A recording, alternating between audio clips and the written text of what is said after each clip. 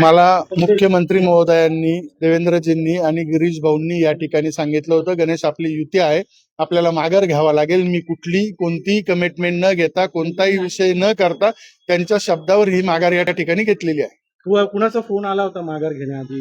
वरिष्ठ नेत्यांचा कुणाचा? देवेंद्रजींशी मी स्वतः भेटलो, स्वतः बोललो. गिरीश भाऊंशी मी स्वतः भेटलो, स्वतः बोललो.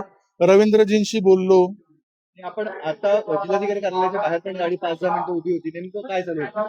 नाही, मी गोकुळ गीतेंच्या माघारीसाठी त्यांना विनंती करत होतो, पण त्या ठिकाणी जो सकाळी त्यांचं गिरीश भाऊचं ठरलं पण होतं की विड्रॉल द्यायची, पण काल काहीतरी कुठल्या तरी आपल्या एका मतदाराकडे, नगरसेवकाकडे कुणाल दराडेंनी काहीतरी आई वडिलांवरनं शिवीगाळ केली. त्यामुळे मी त्यांना रिक्वेस्ट करत होतो की विड्रॉल देऊन टाक आणि विषय सोडून द्या.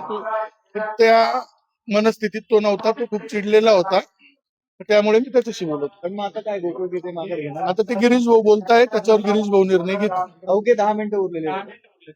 अवघ्या 10 मिनिटात पण काही पण होऊ शकतं ना. हो, पण मग ते जिना चढता चढता उतरता उतरता राजकारणात निर्णय बदलतात. माहित नाही, मी तर तुमच्या फोनवरनं बोललो ना. तुमच्याशी जो माणूस बोलत होता त्याने फोन मला गाडीत दिला त्या ठिकाणी.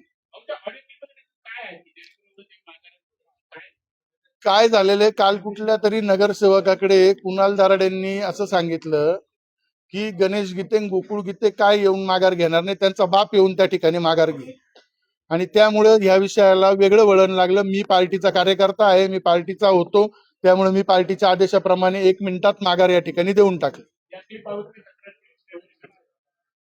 नाही, आता मी तर कोणाला सांगणार नाही, कारण आता किती कोणाला सांगितलं, आपल्याला सांगितलं युती धर्म पाळायचा आहे, तर आपण युती धर्म पाळलाय.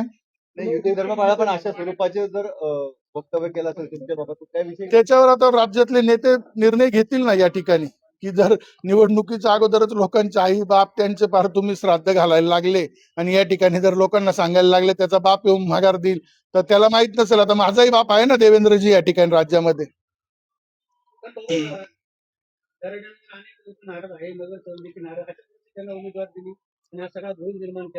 त्यांच्यावर अख्खी दुनिया नाराज असो, आपल्याला तिच्याशी काही कर्तव्य नाही, पण त्या ठिकाणी आपलं कर्तव्य आपल्या पार्टीशी होतं, आपल्या पार्टीशी लॉयल्टी होती. पार्टीच्या मागे आपण, पार्टीने जो आदेश दिला तो पूर्ण केला.